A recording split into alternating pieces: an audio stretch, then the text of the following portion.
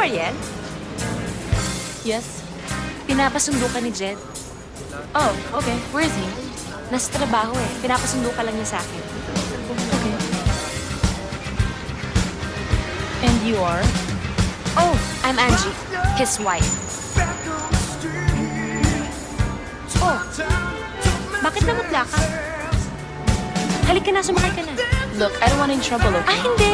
Hindi kita iskandaluhin. Natatakot ka ba? Huwag ka mag-alala, hindi ko gagawin yun sa'yo. Actually, sinusundo pa nga kita dito kasi nga, di ba, may lunch date kayo ng asawa ko? Sumakay ka na sa auto ko kasi I'm sure gutom na yung asawa ko. Kawawa naman. No, thank you. Hoy! Sasakay ka ba sa sasakyan ko o gusto mo tadyakan kita dito? Ano? Hihintay mo bang kaladkirin kita papasok na sasakyan ko na hindi binubuksan ang pintuan? Halika na!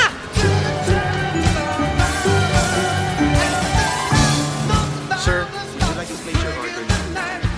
No, mamaya-maya na. May hinihintay pa ako. Thank you. Thank you, sir.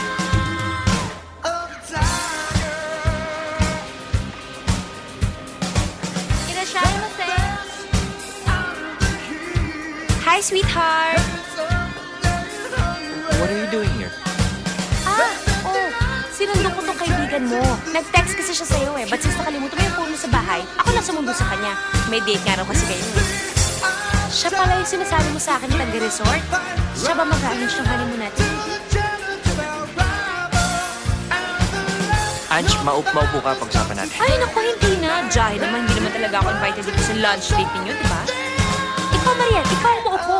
Ikaw may date sa asawa ko eh. Jed, stop her. Sige nga, Jed. Try to stop me. Ange, Alam ko na. Ganito na lang. Hihintayin ko kayo sa labas habang kumakain kayo. Pagkatapos nun, ano, ha? Anong gagawin niyo pang himagas right after lunch, ha? Okay, Jed, I'm getting out of here. Hindi, maupo ka po niya. Babalian kita